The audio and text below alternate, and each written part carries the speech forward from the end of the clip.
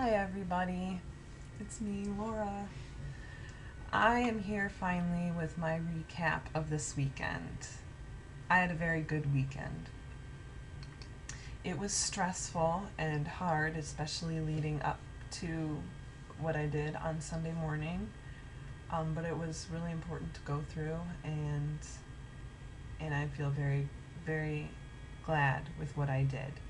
So I wrote it down so that I could tell the story a little bit easier. So I'm calling it I Went to a Kingdom Hall.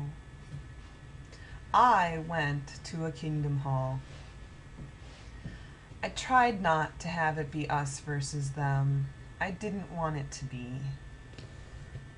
As I walked up to the hall, a childhood friend of mine was holding the door open for her little daughter. I wanted to give her a big hug and catch up, but she wouldn't even look at me. We went in and found seats. We were 10 minutes early, but no one talked to us. It was the hall I had grown up in, but I hadn't been there in over 10 years.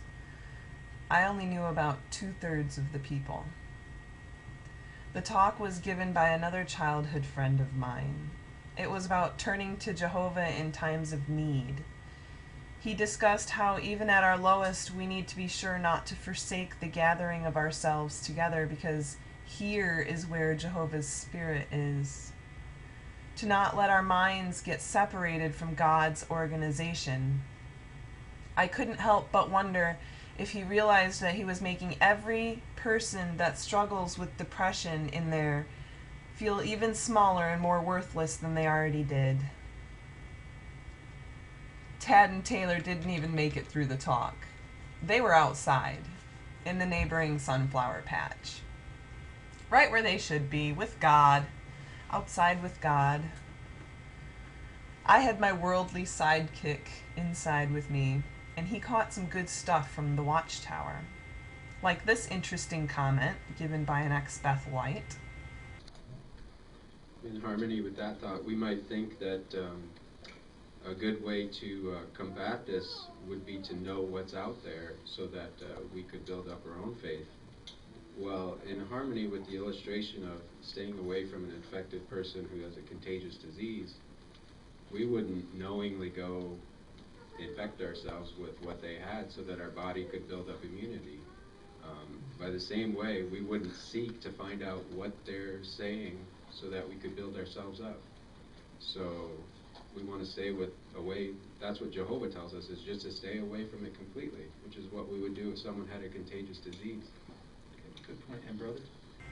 Which I found fascinating, since people regularly inject themselves with infectious disease viruses through vaccination to build up immunities in a supposedly safer way than catching the disease outright. And then I found out my sister was there because she commented. Sister Sandra? And when I was going over this watchtower, the scripture in Psalms 31:5 really touched me, because it says that, "Into your hand I entrusted my spirit, and you have redeemed me, O Jehovah, the God of truth." And so when I was thinking about this as a personal application, I was just thinking the love of Jehovah is so strong within us that we know no matter what the person is or who the person is, no human can take us away from Jehovah and the one who redeemed us. Okay, good. And Sister Weller? You can see her right over my shoulder. She had several how I deal with apostates comments prepared. She knew I was coming. That's why my parents weren't there.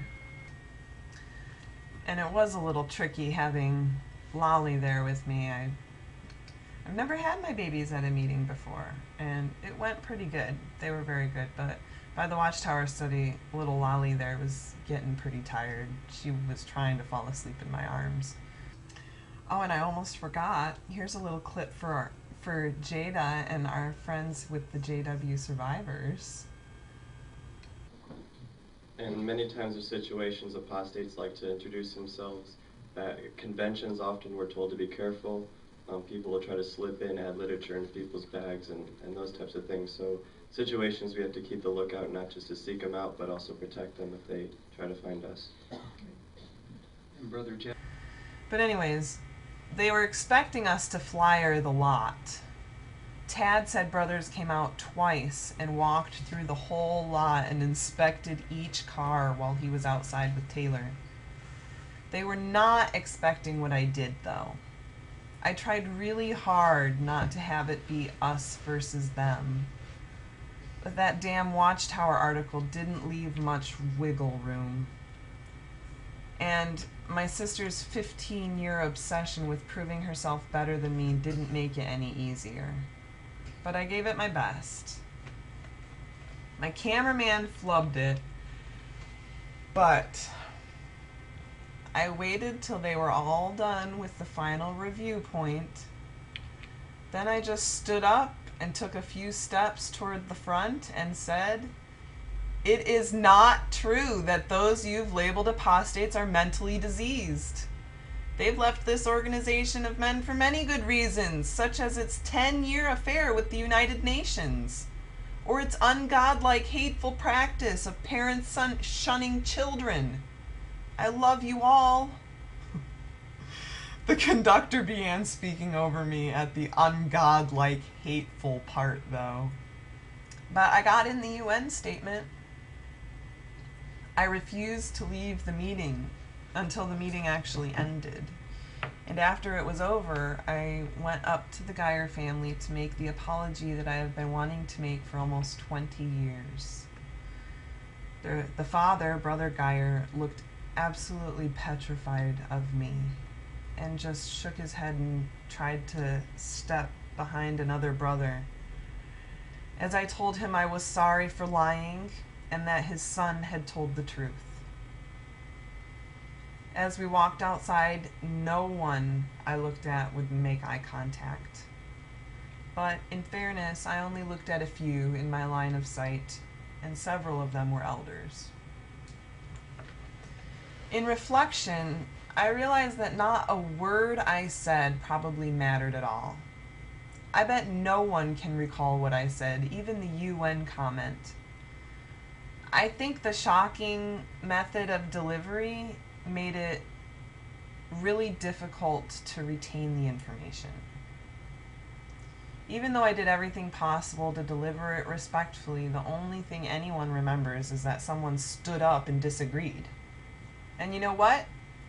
That's almost better in a way, because it breaks up the group think that is going on. Each one of those minds in there is independent and thinks for itself, whether its owner or the Watchtower wants it to or not. My desire is only to let people know that it is okay to be different. Even if you can't figure out why it's okay yet, it is. Even if everyone you know thinks you need to be this way, you don't. There are people out there who have figured out why not to be that way. I also know that there was more than one person sitting in that hall who is subscribed to not only me, but several other of you YouTube apostates. And they have made very quiet sounds of approval. I also know that I have been friended on Facebook today by other people who were at the meeting. So I know that what I stood up and said in there, I was not just saying for myself. I was saying it for all of those ones in there who feel unable to speak for themselves. I was saying it for all the rest of us who know that their teachings of fear and hatred are not the path to true happiness, rather to oppression, depression, judgment, self-righteousness, and fear. So my camera buddy asks on the way home, if they are all so happy, why do they sound so miserable when they're singing? Which is an excellent question. Out of the abundance of the heart, the mouth speaks or sings, right?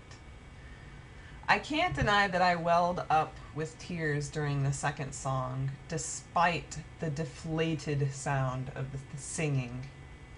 That hypnotic bait and switch is addictive. The liquid morphine drip felt so familiar and comforting that I broke down in tears. I have gained a mind-blowing amount of strength in doing this. I'm going to go this Sunday and flyer some cars at another area Kingdom Hall. Jada had a big sign made. I've been in love with that idea for a while, and I'm going to look into having my friend make me one. I would also like to go to another hall where they don't know me and try to comment. So, if anyone has any suggestions for comments in the Watchtower in the future, let me know. I'll go, give your answer, and record myself. Doesn't that sound like fun? So, that's all for tonight.